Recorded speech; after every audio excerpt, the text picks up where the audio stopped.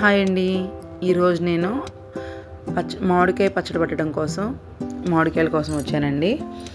ఇక్కడ మామిడికాయలు చాలా ఎక్కువ ఉంటాయి. అంటే మనకి చిన్నవి కావాలంటే చిన్నవి, పెద్దవి కావాలంటే పెద్దవి, జలాలు, రసాలు సంథింగ్ ఇలాంటి చాలా పేర్లు ఉంటాయి కదా, అలాంటివన్నీ దొరుకుతాయి.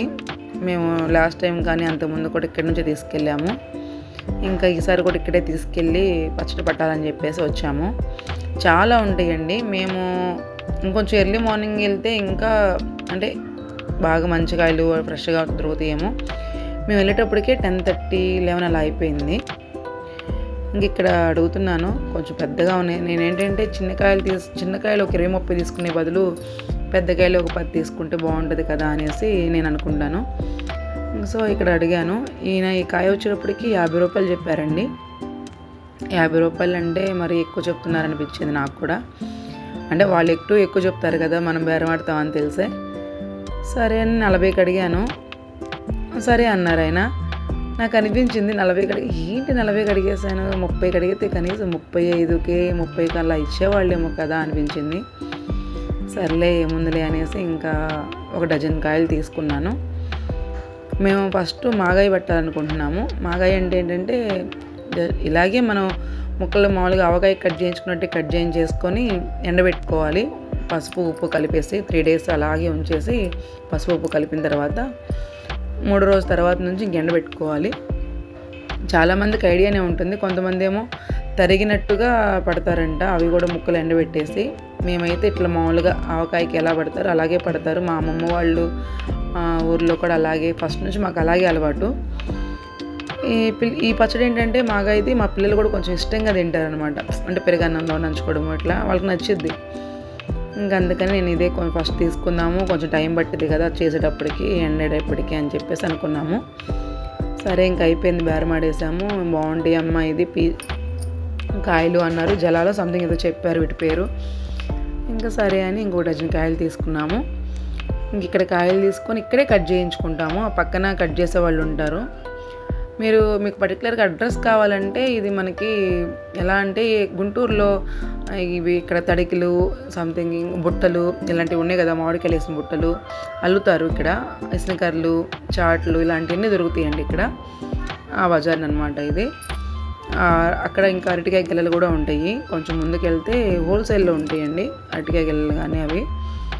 ఇంకా చూడండి ఇవన్నీ మేము తీసుకున్న కాయలు. ఆయన ఏం చేశారంటే డజన్ లెక్కన తీసుకోండి, మళ్ళీ 10 అట్లా ఎందుకు అన్నారు. సరే అని డజన్ లెక్కన తీసుకున్నాము. ఇంకా ఇక్కడ పక్కన కట్ చేయించుకుందాము ఇక్కడికి వచ్చాము. వాటర్ చూస్తే కొంచెం బాగా నల్లగా ఉన్నాయి. ఏంటంటే వాటర్ ఇలా ఉన్నాయి వీటిలోనేనంటే ఆయన మళ్ళీ ఇంకో బకెట్తో వాటర్ తేవడానికి వెళ్ళారు. ఇంకా ఆ లోపు కొంచెం నాంతే కదా, ఇట్లా కొంచెం చిన్న చిన్న మచ్చల్లాగా ఉన్నాయి అని చెప్పేసి వాటిలో కూడా కడుగుతున్నాను.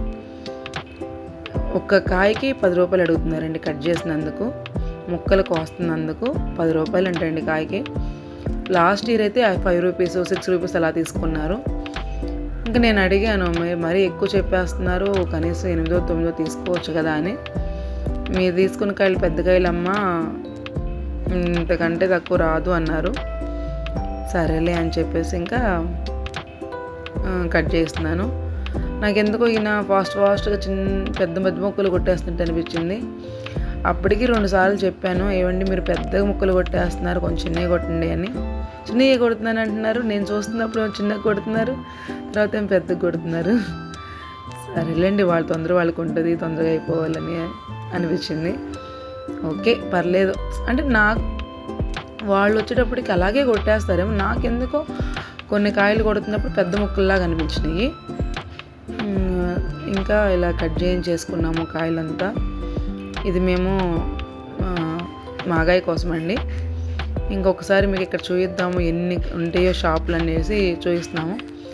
ఎంతమంది వచ్చారో చూడండి. మార్నింగ్ అయితే బాగుంటాయి కదా, ఫ్రెష్గా ఉంటాయి, ఎండ తక్కువగా ఉంటుంది. ఇప్పుడు ఎండాకాలం బాగా ఎండగా ఉంటుంది కదా, సో అందుకని చాలామంది మార్నింగ్ రావడానికి ట్రై చేస్తున్నారు అనుకుంటా నాకు తెలిసి. చాలా రకాలు ఉన్నాయండి, వాళ్ళు ఏదేదో పేర్లు చెప్తూ ఉంటారు, మనకు అవన్నీ తెలియదు కదా. అంటే అమ్మ వాళ్ళకి అలా అయితే తెలుస్తుంది. నేనైతే కాయ బాగుందా చూస్తానికి, ఈ పచ్చడికి బాగుంటాయా లేదా అని చెప్పి మాత్రమే చూసి తీసుకున్నాను.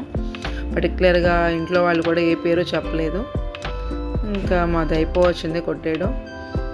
ఆయన రావడానికి అదే ఎవరన్నా వస్తే ఒక చిన్న ముక్క తిని చూడండి అంటారు కదా, అలాంటి కాయ కూడా మాకు వేసేసారు ఆయన. ఇది కూడా కొట్టించేసుకోండి అమ్మా అని. కేజీ లెక్కన చెప్తున్నారు. మేమేంటంటే ఇంట్లో వచ్చేసరికి మానికల లెక్కన పడతారు పచ్చడి. ఇవైతే అవుతాయి అమ్మ 4 కేజీలు అని చెప్పి అంటున్నారు. ఇంకా ఓకేలే ఇంకా అని చెప్పేసి చూసుకున్నాము. మాకు అనిపించింది తర్వాత మళ్ళీ ఇంకో పచ్చడి కోసం మళ్ళీ రావాలా అంటే, మాగాయకి తీసుకున్నాము, కాయలు బాగున్నాయి, ఆవకాయకి కూడా ఇప్పుడే తీసుకుంటే పని అయిపోతుంది కదా, మళ్ళీ దానికోసం పర్టికులర్గా రావడం ఎందుకు అనిపించింది. ఇంకా అందుకని మళ్ళీ చూస్తున్నాము. వచ్చి ఆ ముక్కలు కట్ చేయించుకున్న తర్వాత వాళ్ళ దగ్గరికి మళ్ళీ వచ్చి చూసాము. ఈ కాయలు ఆయన 30 రూపాయలు చెప్పాడు ఒక్కోటి. చాలా ఎక్కువ చెప్తున్నారు. ఇందాక వేరే వాళ్ళు తీసుకున్నారు కదా, అక్కడ ముక్కలు కొట్టించుకునే దగ్గర అడిగాను.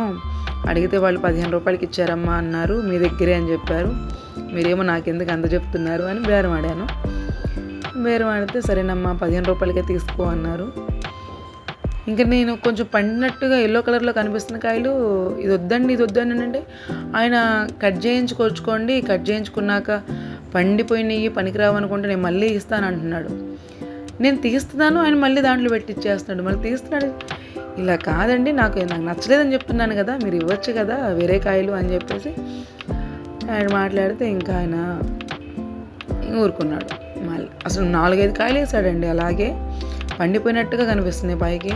అవి తీసుకొని మళ్ళీ ఎందుకు కట్ చేయించుకున్నాక ఇది బాగాలేదు అని అనిపించుకోవడం. ఇంకా అందుకని ఇవి కూడా 15 రూపాయల లెక్కన బేరం ఆడేసి ఒక 20 కాయలు తీసుకున్నాను.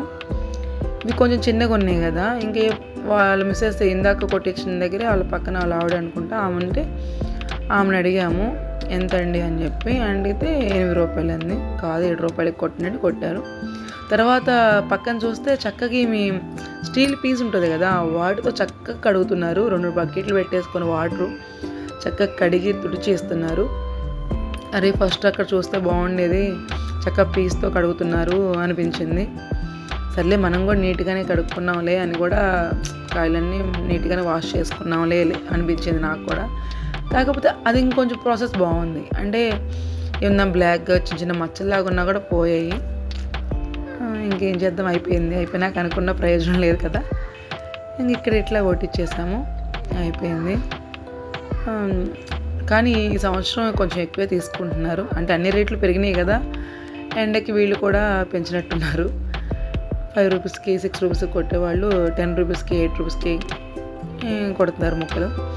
ఇంక ఇంటికి వచ్చేసిన తర్వాత జీడి అవేం తీయలేదండి వీళ్ళు, అంటే జస్ట్ కట్ చేసే ఇచ్చారు కాబట్టి దాంట్లో వేస్ట్ ఉంది. జీడి కానీ పొట్టు కానీ ఇలాంటివన్నీ తీసేయాలి మనం. ఇంకా నేను మా అమ్మమ్మ కూర్చొని క్లాత్ వేసుకొని క్లీన్ చేసుకుంటున్నాము. ఇలా మొత్తం క్లీన్ చేసి తుడుచుకొని రెడీ చేసుకుంటున్నాము. రెడీ చేస్తే మా అమ్మ వచ్చిన తర్వాత పట్టిద్ది పచ్చడి. మా అమ్మ ఎప్పుడు ఇంట్లో లేరు, బయటికి వెళ్ళారు. ఇదిగోండి ఇలా పట్టు తీసేసేయాలి, జిడి ఉంటుందిగా జిడి తీసేయాలి, మళ్ళీ తుడుచుకోవాలి మనం క్లాత్తో.